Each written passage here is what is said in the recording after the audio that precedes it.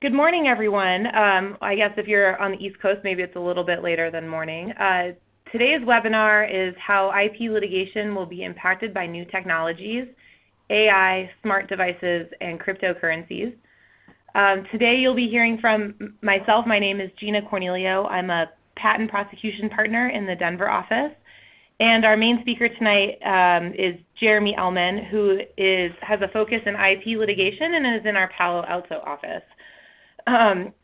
This series is meant to be a dialogue, so please feel free to enter in questions as they come up in the chat box, and we will try to address them as the presentation proceeds. So, just feel free to jump in if you have any questions or would like clarification or anything that you think would be relevant to talk about. Please let us know.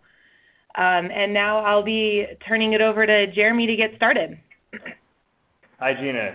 Thanks for doing this, and excited to have everybody on the line. A very exciting program that we've got prepared.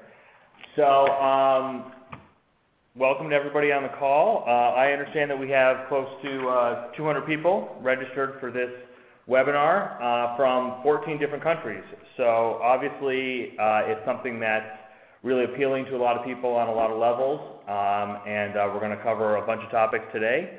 The people on the phone include CEOs, general counsels, chief IP counsels from a variety of companies, including Fortune 100s, including startups. So we're going to cover the landscape in a non-adversarial way since it's a public forum, but want to cover some topics. Our goal is to provide some timely insights about these issues and to really stimulate discussion about these new technologies amongst our colleagues and our clients. So obviously we don't have a crystal ball on these topics, on AI, on smart devices, cryptocurrencies, and we're not going to cover those technologies in depth. That's not the focus of our webinar here, but we're going to talk specifically about IP litigation and how it's going to be impacted. So we just are talking to our clients about these issues that are coming up and wanted to share with you what we're learning and what we're seeing in the marketplace. So we wanted to create some opportunities for people to gain knowledge for their companies as they think about these issues and making products and offering services to the public. So with that, I wanted to get started. See our pictures here. So I'm Jeremy. I'm a partner in the Palo Alto office of Dorsey and Whitney, focusing on IP litigation. And Gina introduced herself previously, and she's in Denver. So I wanted to get us started first by just covering what we're going to be talking about today. Like I said, we're just going to be dipping our toe into the technologies, but we're really going to be focused on intellectual property litigation, specifically patent litigation, trade secret litigation, copyright litigation, and then also you think about software license disputes about the technology and trademark disputes as new products in these areas are coming online. But our real focus will be on the technology aspects of these technologies as they relate to litigation. So I'm going to assume that the folks on the call are somewhat sophisticated about litigation, about these topics here, and IP litigation in general as we go forward. So I'm going to start first with artificial intelligence. And you can see on the slide I've got Arnold Schwarzenegger being a particularly notable AI in movie history. Everybody's probably well aware of the Terminator, so using that as an example of artificial intelligence, of a software basically that, some sort of human programmed, but that is going off on its own. Here he's shooting police officers in Terminator 2, but the basic for this webinar is that an artificial intelligence piece of software, device, product is one that is programmed by a human in the first place, where humans have interaction, but through machine learning, through the use of software, has gone off on its own, is making decisions on its own based on what the humans did for it. And what we're thinking about and hearing about is, who is liable for any harm? Mostly artificial intelligence software is not going to create harm for society, hopefully it's all good. But we as litigators are thinking about what could happen going forward if there is some harm. Obviously, the most relevant example right now is driverless cars, which are currently on the road, started 2018, and more in a product liability context of what happens when a driverless car hits somebody. I think that's the most pressing example of an artificial intelligence. Is the developer of the autonomous vehicle responsible if the car hits somebody? If somebody puts on their self-driving feature in one of the autonomous cars and they're drunk, for example, and this happened recently in the Bay Area, if they turn that on and they're driving, who's responsible? Is it the developer of the self-driving technology, or is the driver still responsible because they're in the car and they're inebriated? Who's responsible? The story that I saw about that was kind of jokey that, no, you're still responsible if you're drunk driving, even if the autonomous car is driving for you. But I think in reality, in the future, those are going to actually be thorny issues. So we're going to talk about in the context of IP litigation. So the first question, and this isn't really the focus of this webinar, but is AI-created IP patentable? Right? That's the first question that you ask about AI. So if an artificial intelligence, if Arnold Schwarzenegger in the Terminator movies, if he came up with an invention, would he get awarded the patent? Right? Would that creature get awarded the patent? Would that software get awarded the patent? And I think the answer, at least for now, is no. People conceive, not companies, and that's long-standing. Whether it's companies or whether it's software, anybody but a human being conceiving is not going to get a patent right now. But it gets trickier as we get further ahead. How did the AI create that software, create that device? How was the human involved? But right now, they're not going to award patents to artificial intelligence right now. And Jeremy, we have a question that when you're saying that whether AI-created IP is patentable, that's separate from the idea of patenting a system, an AI system, for example. Correct. Oh, absolutely. Yeah. So certainly human beings working on artificial intelligence, is software and applicable to machines or products, any sort of utility patent, that would be governed by regular rules. Obviously the Alice bar right now, but there are lots of patents that are being issued right now around artificial intelligence, using it as any sort of software as part of a system. And Gina, since we've worked on some together, there are definitely ways to patent products and services and inventions using AI. Correct.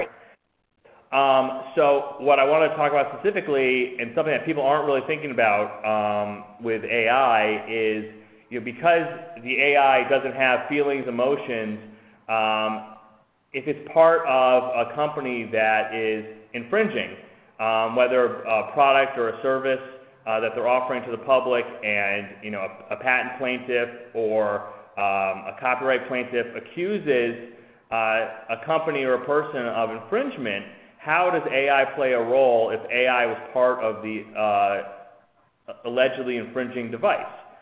If you think about it, our legal system in the U.S. and certainly legal systems around the world are really concerned with intent. That's a big part of, did you do it and who did it? So when you sue somebody, you're proving they had a bad intent, that they knew about your, invention, they knew about your copyright, and they went ahead and copied it anyway, right? So we've got willful infringement, in a variety of IP contexts. We've got inducement of infringement. And if you think about it, with artificial intelligence, since they don't care because they're not people, an artificial intelligent, product or service wouldn't willfully infringe. It wouldn't induce infringement because it doesn't have emotions, and it can't be shown that it intentionally did this. So if you think about it, you're sitting at a trial, and they show the artificial intelligence having infringed, and usually in a trial you've got witnesses coming up saying, I did it, I did it intentionally, or they think that they're lying, whether they infringed intentionally in a trial like that. The artificial intelligent product won't testify to that. They don't have feelings, they don't have emotions. So I think that what we're going to see is that you're not going to be able to show that kind of liability, that willful infringement, that inducement of infringement, if artificial intelligence was part of the development of that product. So if we're talking about autonomous cars, and if there's an invention in an autonomous car that an AI created, from learning over time how to drive better, if they say, okay, well, you infringed our invention for some method of driving, and the defending company comes up and says, we didn't do it intentionally, we didn't do it willfully, the artificial intelligence did it. And I think, where we're looking at right now in the law is that that company won't be liable for that kind of enhanced infringement. They might be liable for infringement, but they won't be liable for willful infringement or inducement infringement, contributory infringement. So I think that's really an important thing. We've seen some trials recently about, theft of trade secrets, and it really hinged on what was the intent of the parties who were involved, the people who were involved. And so if it's reduced in the future to artificial intelligence having taken trade secrets or copied or something like that, you can envision when that's not going to be a really relevant aspect of the dispute. So I want to take a look at traditional product liability for artificial intelligence. This isn't IP law because there aren't cases on IP infringement regarding AI. It haven't happened yet. But if you look at traditional cases, and I've got up here some traditional product liability precedent around robots. There's a Third Circuit case from 1984, which kind of mentioned in passing for a robotic pitching machine that robots can't be sued. Again, kind of joking back in 1984, no pun intended, that robots can't be sued, but that's still true, right? If a company develops an artificial intelligence that helps develop a product, you can't sue the artificial intelligence. You can't sue the robot. Can't be held into court. So the Jones versus W&M automation is also interesting because that was a robotic arm of a device that harmed a worker. And the question was the maker of that device liable for that robotic arm harming that worker? So it was a product liability case, a little more complex than I'm describing here, but the ruling was that the robot was not liable. So if the developer follows the regulations, this developer made the AI, made the robot in this case, this is 2006, there's no liability for the developer because they didn't intend for the harm. But I think that we're seeing, it hasn't happened yet, just using an example here of the Ashley Madison data hack as an example, case that eventually settled, so there weren't any rulings. But the allegations in that case were that, the Ashley Madison adult website was using a computer program to simulate human interaction.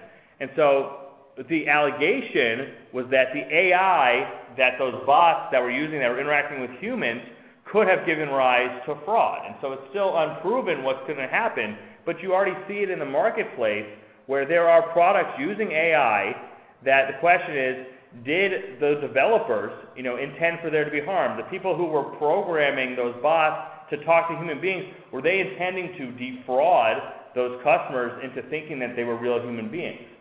So you can already see, and like I said, there's no decision on that, but there's already the potential for, did the AI, cause the harm, and did the people behind it intend for there to be harm? So what you're seeing is that there really needs to be some case law coming up in the next few years to really decide where, for purposes of intent and knowledge-based allegations, where it lies. Like I said, robots can't be sued, so who are you going to sue? Are you going to sue the developers? And the developers say, look, I created the AI. I did not program it to harm. I didn't program it to defraud the customers of Ashley Madison. That's what happened over time because the bots realized, how to most effectively speak to those people.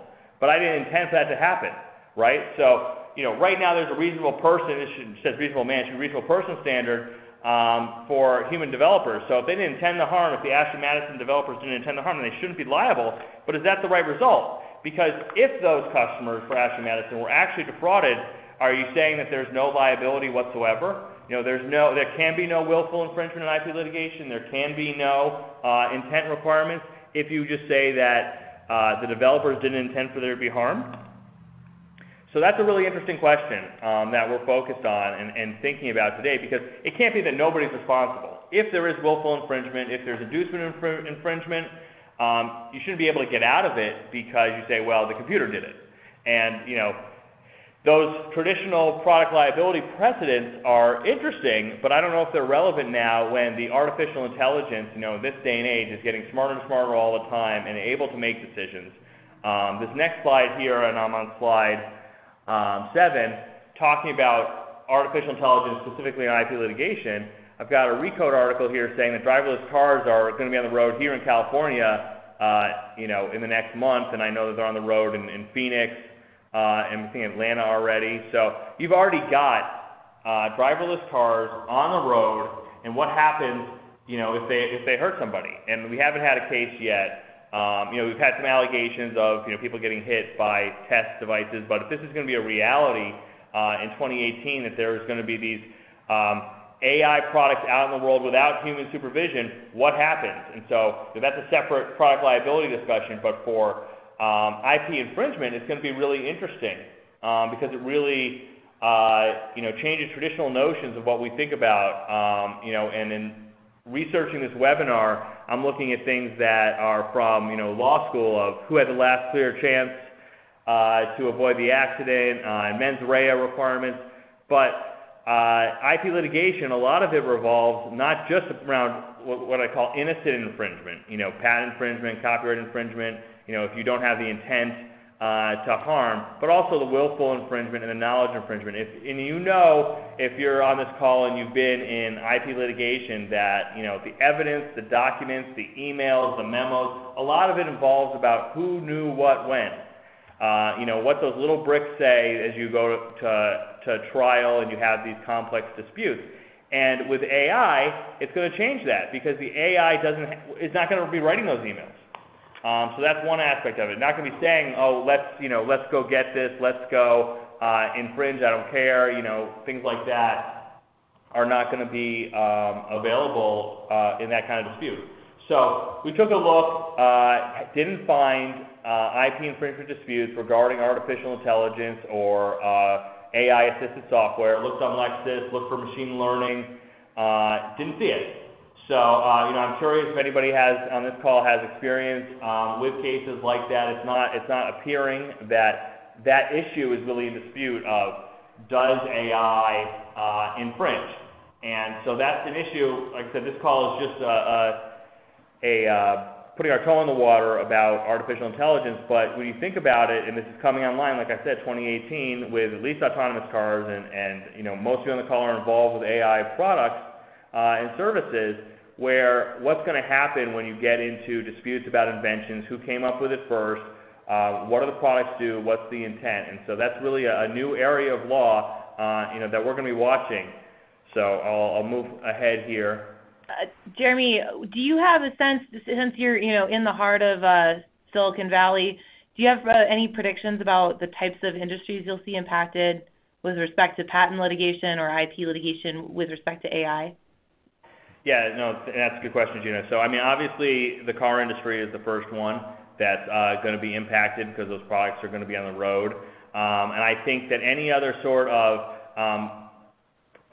software where AI is making predictions, in the financial industry, if you're using AI, also any sort of robotics where the AI, where there's any sort of physical product out in the world that could cause harm. So if you think about robots, you know, that are out there that are learning, toys that are using machine learning or AI to get smarter, to play with kids, to learn from kids, to interact with kids, any sort of product, physical product that's out there in the world, I think is really going to, within the next 2 to 3 years, these questions are going to come up because there's going to be harm, there are going to be consumer products, there's going to be patents about that, we're about to cover that, and there's going to be cases beyond just autonomous cars about intellectual property infringement. But anywhere where an AI is going to take over and be doing its own thinking for itself, essentially, and that you can see that in a range of industries. But I certainly think that consumer products are going to be a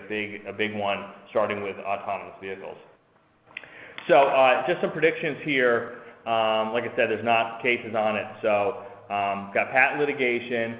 We think that patentability and inventorship will be harder to prove if an AI is involved. We think that if somebody is inventing something, but the AI is doing the real inventing, it's going to be harder to patent something. It might complicate inventorship issues, saying that the AI is the one who came up with this. The AI thought of this. Here are the logs versus the person versus their notebook.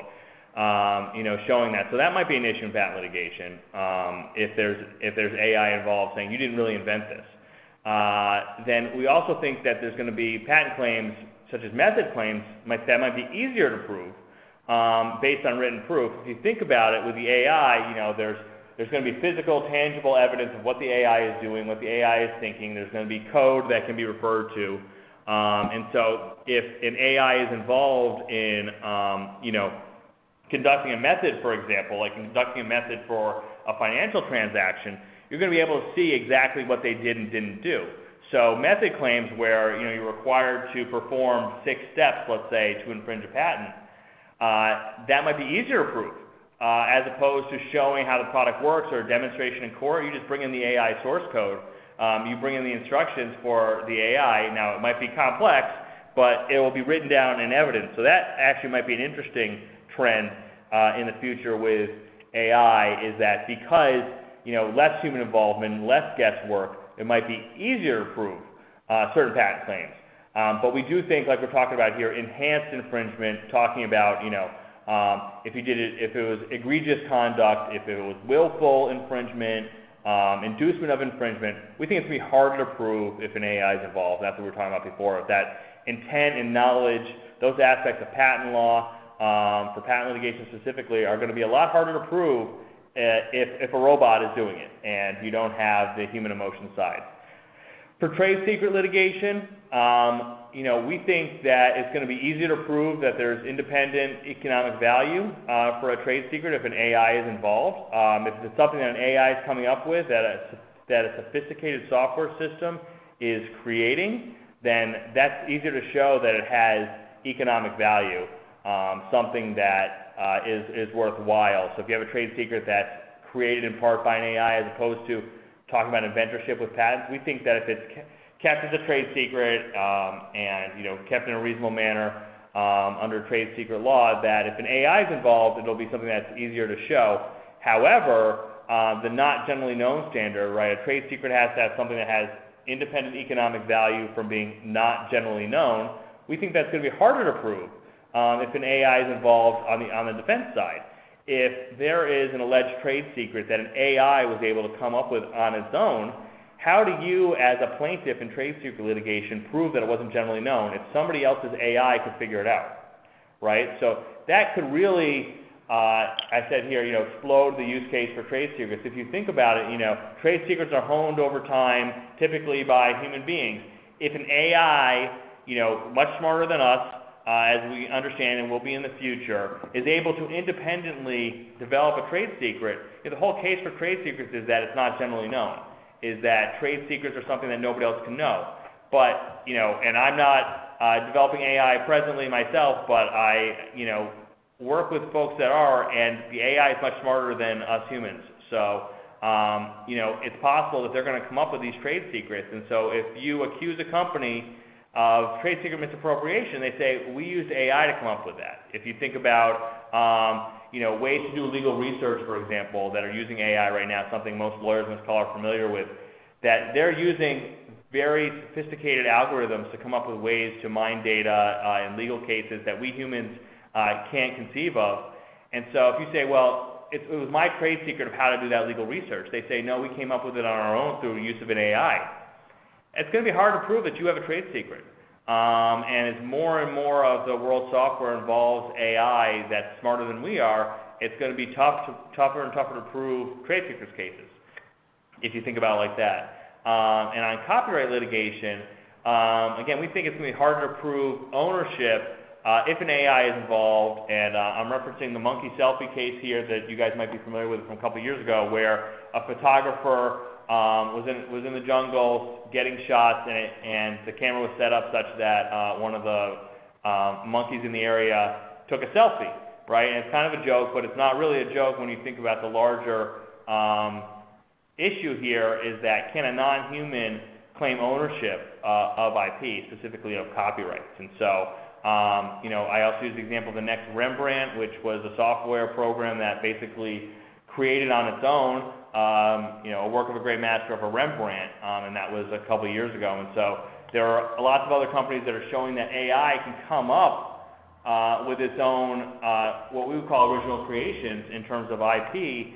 And so the question is, if an AI is involved, if a non-human being, whether it's the monkey or whether it's, the computer coming up with a painting, who's the creator of that, and who owns it? So in the monkey selfie case, the courts in the series of cases indicated that they did not believe that the monkey was entitled to ownership of that IP, of the copyright. So if an AI is involved, if the AI came up with a painting, do they own that IP? Does that AI or does the owner or developer of that AI own that for copyright purposes? We think it's going to be harder if you think about it, because it's non-human, are they going to own that IP? But we think that enhanced infringement versus in the patent context, we think enhanced infringement will be easier to prove if an AI is involved, because copyright, there's willful copyright, but it's harder to prove innocent infringement for copyright. Once you use it, as in that recent case, the photograph pulled from Breitbart, it's easier to prove in the copyright context for infringement of a copyright versus a patent, which is more tied up in the knowledge intent requirements, and copyright more of a strict liability offense. So we think that if AI is involved, let's say you have the proverbial 1,000 monkeys working for 1,000 hours, to create a work of Shakespeare. If they do end up creating a Shakespearean work, that's copyright infringement. So if you've got an AI, so that next Rembrandt, for example, is that copyright infringement, right? They got the information about the Rembrandt work, they copied it. So that, is technically copyright infringement. So AI, again, doesn't have the same feelings and emotions. They're not concerned about, are they infringing? Are they infringing a copyright? Are they worried about it? So we think that in the future, AI could be programmed such that it's going to copy copyrighted works owned by humans, and so that's a very real possibility. Obviously, it can be done right now. So alongside, the willful standard for copyright infringement still applies, but it's easier to show copyright infringement as a strict liability offense, and we think that that's something that could really happen. Like I said, the next Rembrandt technically is copyright infringement, even though it wasn't pursued there. So, what are best practices for companies? I've described a bunch of potential problems, and we think that the answer is that if you're a company or if you're an individual developing AI products or services, you should be thinking about ethical constraints and guidelines to satisfy that reasonable person standard. If you are, in the example of autonomous cars, developing software for that, there are organizations presently that are talking about ethical concerns, but we think in the IP context that companies should be joining these working groups, should be having specific guidelines to develop these AI so that they're not infringing, so that they're taking steps to avoid infringement, including IP infringement. So currently it's probably more in the product liability context, but we also think that the ethical guidelines should apply to intellectual property infringement. So if you're in-house counsel at a company, if you're thinking about potential harm, you should be developing your AI in such a way that it's not going to be infringing IP. So it's possible that your AI should have all of the known patents, the 10 million patents that have been issued in its software, and to know in developing its products, not to infringe. And that's something that could possibly be programmed to AI to not infringe. It should also take into account,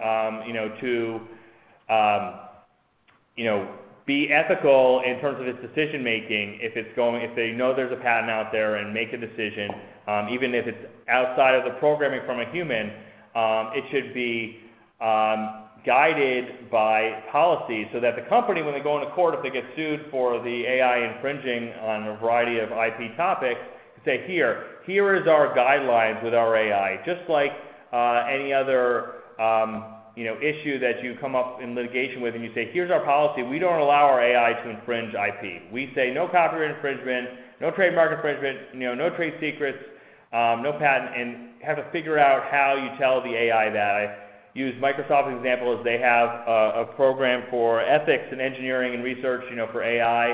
And I think that other companies should think about joining groups. There's a bunch of working groups right now, OpenAI, Partnership on AI, the IEEE working group, that the companies should join them, talk about different ways that their products and services can avoid infringement. That should be part of the discussion beyond just product liability issues, because you could see, like in the case of copyright infringement, the AI could easily be accused of copyright infringement, even if they innocently come up with a work. So how do you avoid that? How do you program the AI such that they are not going to be liable, and that you're going to go back to those product liability cases and you say, look, we have guidelines. We did not mean to infringe here. The AI, even though it went ahead and infringed your IP, it wasn't intentional. But most companies don't have those programs right now. They're not thinking about those things. They might be just scratching the surface of even ethics of do no physical harm, do no product liability. But we think in the future, in the next few years, IP litigation is going to be coming up. We're going to say, well, your AI infringed. Even if it's not willful infringement, they copied my invention, they infringed my patent, and you say, well, we told it not to. And that's really the best as human beings that we can accomplish right now. Maybe in the future, it'll be a more open dialogue with the AI to be able to really show it how to not infringe patents. Like I said, maybe somebody will download all known patents from Google Patents, and they will not infringe any of those patents. That's a possibility. But for right now, companies should be working on a human level to avoid IP infringement. So let me move on here for this half an hour into the Internet of Things and smart devices. So, and Gina, if there's questions on the AI, folks can talk to us offline. But like I said, just dipping our toe in here. Moving on to the Internet of Things and smart devices, as hopefully most of you know, the Internet of Things is a new set of devices that are interconnected, through the internet. Here's just, showing some lights, your washing machine, your TV, and there's all sorts of new devices that are coming online, new networks, new combinations of products. I'm just grouping them here together as part of the Internet of Things, and you've seen the estimates that it's going to be a huge market in the next 10 years, and already there's tons of companies, Amazon being the most prominent example of connecting all sorts of devices. Many of you use the Alexa already in your home to control all sorts of things, and so that is already live in our lives. And so if you think about it from an IP litigation perspective, again, not delving into technology, you've got all these electronics, the sensors, connected networks that you didn't have before. So what we're really looking at is in IP litigation, who's going to be sued? Whether you're on the plaintiff side or defendant side, what kinds of infringement are you going to be talking about? Is it going to be any different than prior versions of infringement, in prior technological innovations? So, Jeremy, we have a question. Sure. Do you see, based on that, do you see a resurgence or any type of change in the joint or divided infringement with respect to these IoT devices? Yeah, and so joint infringement and divided infringement amongst multiple devices, has had kind of a varied path over the past 15 years. But recently in the travel centric case, the Federal Circuit kind of relaxed the standard for showing joint infringement. So I think that there will be a resurgence of those kind of allegations. If you're talking about, Ring.com just got bought by Amazon, so the front doorbell is now connected into the Amazon ecosystem, right? So just an example of an Internet of Things smart device. So those two are tied together, and so if a method claim, for example, requires you to ring the doorbell and deliver a package, let's just say. Now a method claim covering both of those, now is much more viable because the standard for joint infringement has been relaxed, where it doesn't have to be a mastermind mastermind entity to show joint infringement anymore. It just, there has to be some relationship between the parties, not even contractual. So if the product, the doorbell and the delivery of the product are tied in some way together, let's say that, the package went through the door after ringing the doorbell, that it doesn't have to be for joint infringement that Amazon was masterminding that or Ring.com was masterminding that. Now, if there's some relationship between the two products, you can show joint infringement now. And you can go after either one. You could go after the doorbell maker. You could go after the delivery company. You could go after maybe the people who do the software, through the supply chain in terms of creating that device. There's all sorts of new possibilities for patent plaintiffs to sue on. And so obviously cuts both ways for parties to litigation. But yeah, I think that because of smart devices, because they're all interconnected, and because courts have loosened the bar for showing joint infringement or divided infringement in recent years, that you will see more cases and more questions of that because, again, these companies now have a relationship. These products now have a relationship. They're connected to each other on a network. They rely on each other to operate, and you can't deliver the package without ringing the doorbell first, for example. So now, if you're showing in court, you can really tie those two together, which you weren't really able to do before. There were arguments before the Internet of Things that these devices operated separately, that smartphones operated separately from your doorbell, that the delivery operated separately from that. But now, when they're tied together, if they're all defendants, it really makes it a lot harder to prove that you had nothing to do with what the other one was doing. So I think that's a really good question and a really big issue. If you're talking about a product that's generating lots of money and you're a patent defendant. So smart devices and IP litigation. So what we're talking about is older patents that don't have the smart connected device label, but it's similar to what happened in the mid-2000s and even until the present of putting, an old school device, old school method of doing stuff on the internet and claiming that companies have infringed with their internet-centric products. So if you talk about connected devices, if you take older products where the patent doesn't cover them being connected, them being IoT or smart devices, is there a new set of patent cases that's going to happen because of these devices now suddenly being smart and they're suddenly being new devices?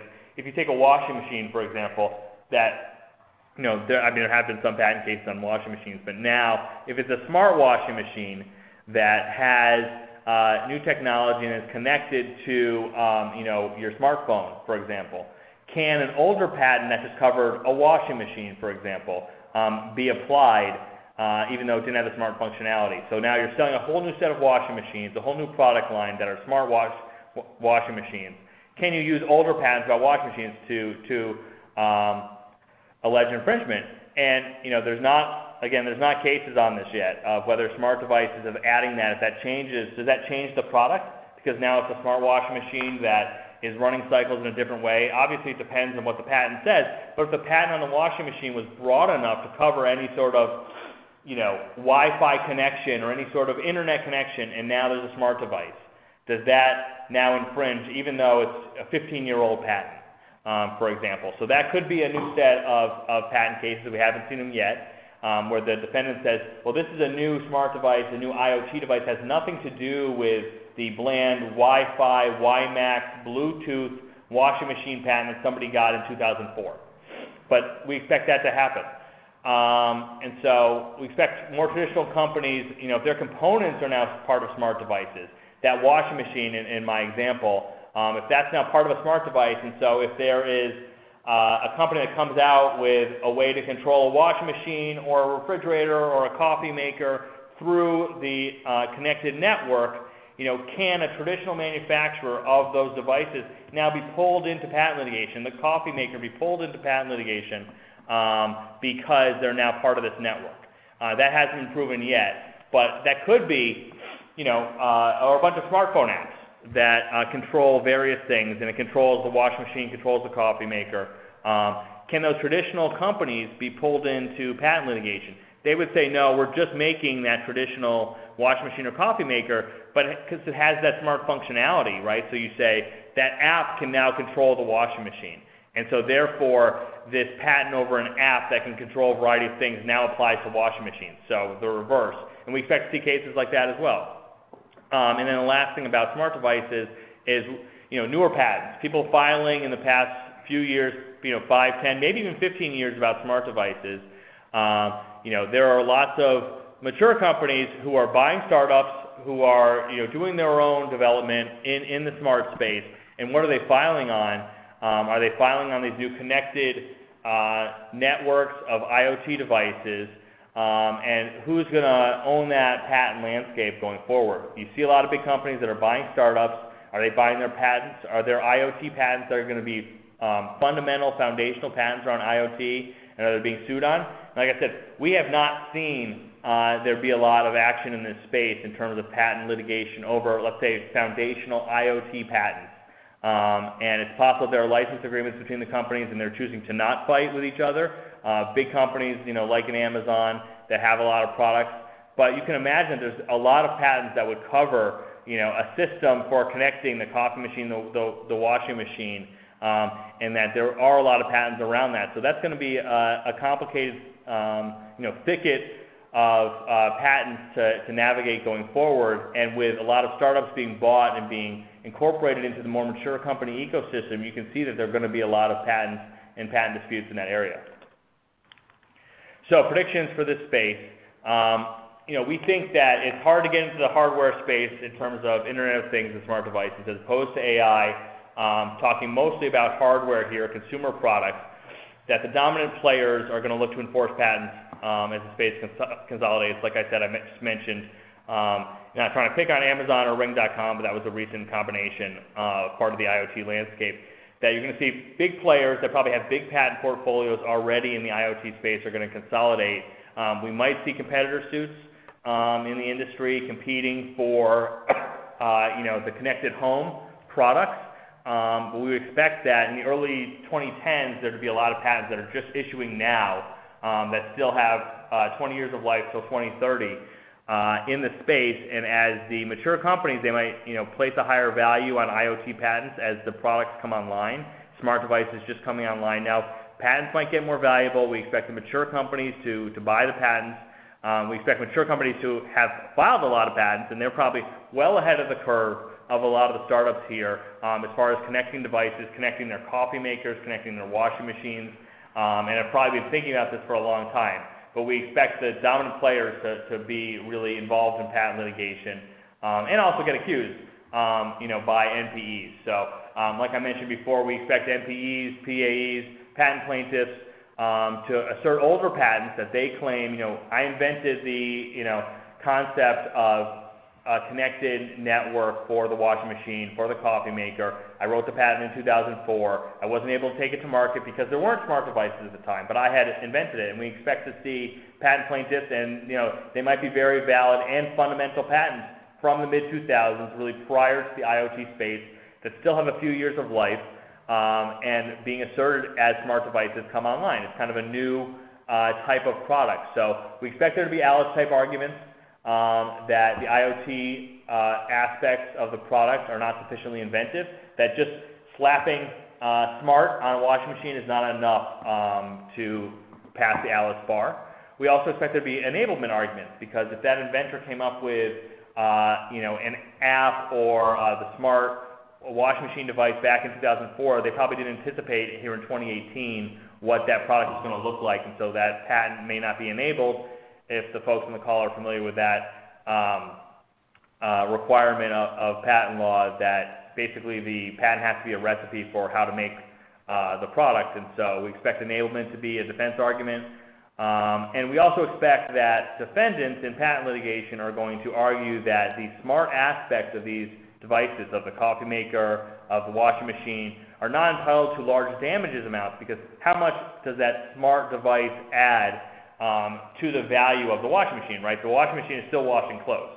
It might do it in a smarter fashion, more cost-effective, more energy efficient, but how much value is that adding? Is it adding $10 to the washing machine's value? Is it adding $100? But we would expect defendants, obviously I'm not talking about specific examples, but we would expect defendants to argue that even if they infringe these smart devices and as part of this IoT network, that the damages associated are very low because it is only a small component aspect of the product. So, best practice for companies with smart devices. So, like I talked about that patent thicket of your products, and so obviously if you're a company in the space, you want to make sure that you have licenses with the relevant companies in the smart device space, that you've done freedom of operate opinion for any sort of smart device or IoT connected device that you're going to be developing. And the mature companies on the call know this already, but they need to be thinking about this whole new set of IoT patents that could be coming online that may have been filed in the early 2010s, that might not even be public yet, might have been filed a couple years ago. There being new players in the space. If the company is doing a joint venture or collaboration, like I said, the washing machine company with the smart device, they need to know what the partner has in terms of their IP. If it's a foundational patent, if it's something that's going to control more than just the washing machine device, control all the connected home devices, that could be a really valuable patent, and that could drive up the price of the partnership, or it might be a great deal for the mature company. But they need to know, how strong that patent portfolio is as this new technology really comes into play and starts generating revenue. Jeremy, there's a question regarding, a lot of these IoT devices work with like hubs or other like personal home assistants and that type of thing, where they're providing a platform for the two devices to connect and provide a different type of IoT environment. Do you have any recommendations for how to best prepare defensively in light of patent litigation with that type of setup? So I think that for third-party components, I think they have to know their partners and they have to know where those components are being made. I think that, one argument is that if those are being made offshore outside the U.S., that, that's not part, there's arguments that the damages won't apply there. I think that for the third party, if you start with personal home assistant like an Alexa, I think you have to know kind of how that's a component of your IoT system and the patent landscape for, as far as IP litigation, are there patents that are already in existence or that are being published where it's an app or a separate component that's controlling your smart device. So you really have to be aware in the landscape of if you're going to use that kind of component, if there are patents covering a separate company's device. If there's voice control, Alexa, and then there's also software on the back end for Alexa, to order things. So I think you really need to study the patent landscape if you're using a third-party component going forward, because there's going to be a lot of patents in that space about software that's used as part of an internet-connected, an internet-based network. And I think that a lot of smart devices it's new territory as to whether they can be sued. So I think you really need to do a deep dive if you're going to put a third-party component as part of your offering. And that there might be patents you're not thinking about, that people have been writing about apps and controlling things from apps. I think that's been a really big area of patent applications being written in the past 10 years, ever since smartphones really became popularized. And so that's something that people, like my last point here on this smart device, really need to be aware of MPEs asserting app patents against you if you're using third-party components or voice control, personal home assistants. Really a new area that there are probably a lot of patents in. So I know I've got 12 minutes left, so let's cover an area that can obviously easily be covered in 12 minutes, cryptocurrency. So because I only have 12 minutes left, it'll allow me to not really talk about the very complicated technical structure of blockchain and distributed ledger technology. Here there's a simple explanation of it's basically a way to control transactions. The transaction is recorded. It's recorded in a very specific way through a cryptographic hash, and then it's on the blockchain. So because there's limited time, we don't really need to get into that. That's for a different kind of webinar. But basically, blockchain powering these cryptocurrencies, whether it's Bitcoin, Ethereum, or there's thousands of others. The blockchain technology, also called distributed ledger technology, is really a new nascent industry that a lot of people are saying has the potential to disrupt all sorts of transactions, whether just financial or any sort of land transaction, any sort of medical record, things like that. So it's got huge potential in the world. And so talking about it for IP litigation, there's very few blockchain patents. As a lot of you know, blockchain was first discussed in 2008 through a white paper. Nobody filed a patent on it, and Bitcoin in 2008 was introduced, and nobody filed a patent on it. So Bitcoin, is essentially open source. Nobody has a patent on Bitcoin, and they're now freely tradable, the Bitcoins. And we are just now seeing blockchain patents. Like I said, there's only 16 issued to date, and there's not a single blockchain case.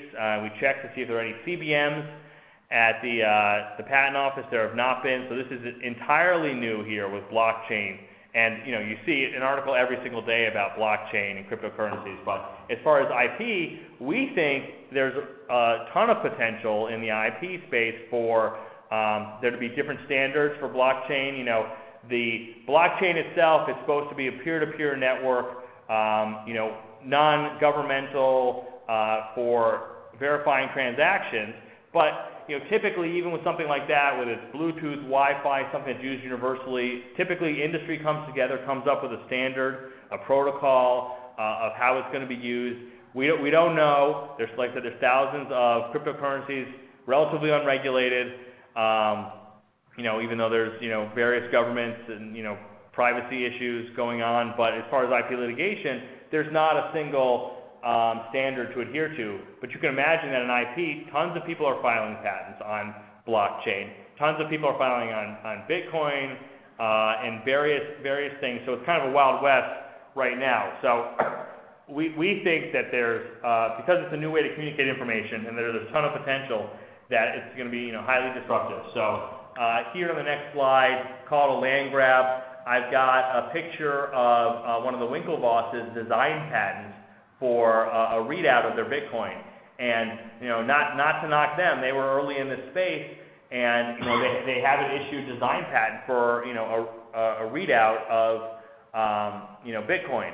So that's really interesting because it shows that a lot of different players in this market. And obviously there's a lot of mature companies that have filed a lot of patents here, but there's also a lot of individuals. And the whole idea of blockchain and Bitcoin is to be outside governmental regulations and, like I said, a peer-to-peer network.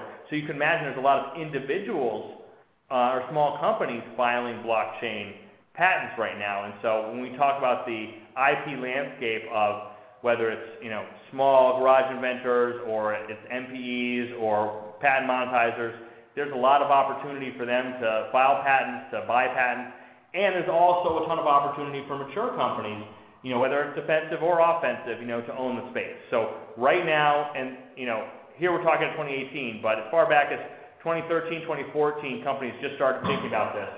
So see at the bottom here that the number of blockchain and Bitcoin patent applications has jumped. Blockchain 25 to 341 as of last year, and Bitcoin 134 to 471. Still not a ton, but it's a new way of thinking about things. And like I said, blockchain itself is not patentable. Bitcoin itself is not patentable, but there are many innovations. Like I mentioned before, applying that software essentially to various types of products, whether it's identity verification, whether it's medical records, whether it's hardware devices like a Bitcoin ATM. You can imagine there would be tons of patents if there was a Bitcoin ATM that's determining how to distribute Bitcoin. And there already are a ton of Bitcoin ATM patents that are in the pipeline. Obviously, as most of you know, patents are secret for a while, then become published. And so we really don't know what people have been filing on other than the few that have trickled out to date.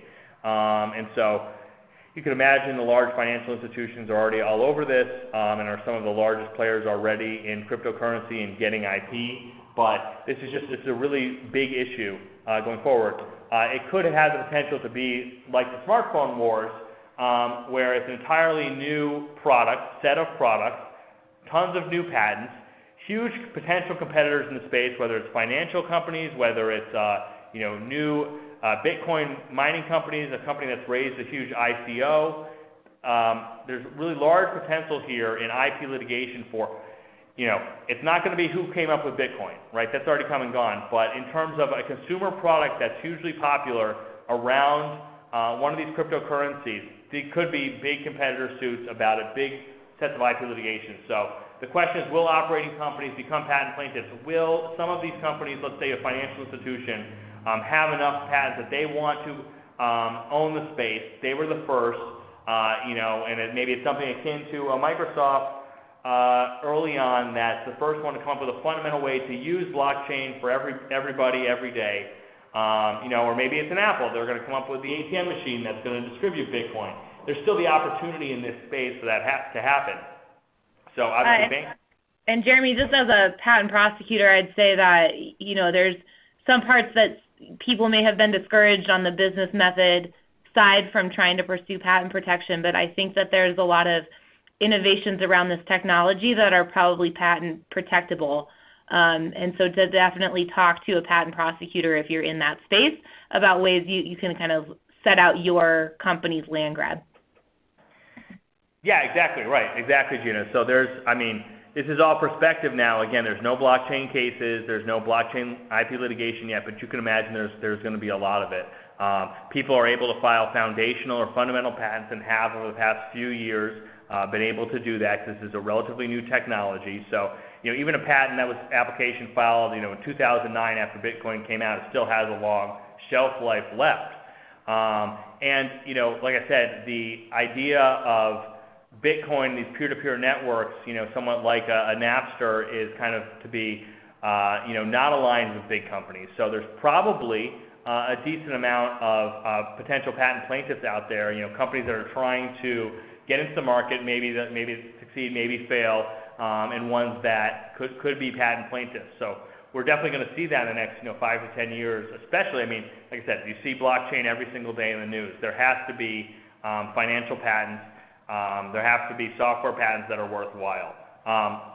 We haven't seen any CBM petitions filed to date about blockchain. There aren't that many CBMs, but that's an interesting issue. If you're a potential defendant in a case, let's say you get sued on a blockchain patent and you try to get it reviewed under the CBM protections of the patent office, is a blockchain patent a financial product or service that's going to fall under the CBM regime, or is it excluded as a technological innovation? That would be a really interesting issue if somebody brought that up. To file a CBM petition on a blockchain patent. I expect that's going to happen. And so here I've got best practice for companies in cryptocurrency. So there was a blockchain IP council formed last year to fight MPEs, and there have been some noise around patent plaintiffs doing that land grab of cryptocurrency-related patents.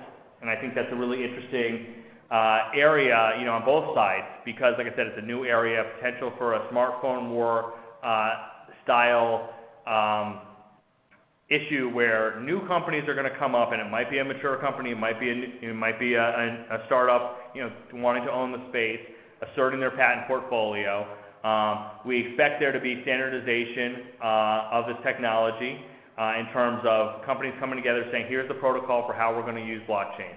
There's already obviously public blockchain, and there's obviously different ways that people are collaborating on it, but we're talking about for products that are using that initially open source technology, but now applying it to, like I said, identity records, medical records, financial transactions, applying companies like banking industry or the medical industry might come together and standardize the technology. We expect there to be patent thickets and patent pools of companies agreeing not to assert patents against each other. So we expect in the next 5 to 10 years there will be a lot of action in the IP space around blockchain, including what's probably going to lead to that is there's going to be fights, there's going to be patent litigation between companies, and they're going to come to an agreement to work together on it. Also, I mentioned CBM reviews, but Alice motions. Blockchain itself is software, not associated with any hardware. It's peer-to-peer, so we also expect some blockchain patents are having Alice challenges. Seeing that somewhat in patent prosecution already because it's software, but we expect it to be applied, in numerous ways that can get around that. and Alice is a whole different set of issues. And then if you're a non-financial company, you know, and you're going to be using blockchain technology in some of your products, and a lot of companies talk about that, you know, you need to be mindful of the patent landscape for blockchain, right? There could be a foundational patent that has just come out or about to come out that will cover all of use of blockchain for medical records, let's say, for example. If you're in the medical record space and you want to use blockchain, you're going to have to know, do I need to take a license to a company that has a blockchain patent? So we think there's going to be a lot of issues coming up. Again, nobody's sued on it yet, and it hasn't been an issue yet, but we're thinking about it, we're talking to clients about it, and it's certainly going to be a big issue going forward. So that's all the time that we have now, and I think I'm at the end of the slides as well, Gina. So, okay, great. I'm going to flip over, if you can flip to the CLE credit slide, please, if you're looking for CLE credit. There'll be some info displayed. Please email Michelle Hubble. She'll get you the certificate that you need. And then finally, we have the next series that will be as part of this interactive dialogue, and will be a discussion of hopefully a decision in oil states and how IPR, how the IPR decision may affect patent litigation strategy. And finally, I know we're out of time, but if you have any questions for either Jeremy or myself, please reach out. Jeremy can flip up our pictures with our contact information, and we'd be willing to have a deeper dive into any of these topics in more detail. And great, and thank you all for dialing in. Thank you.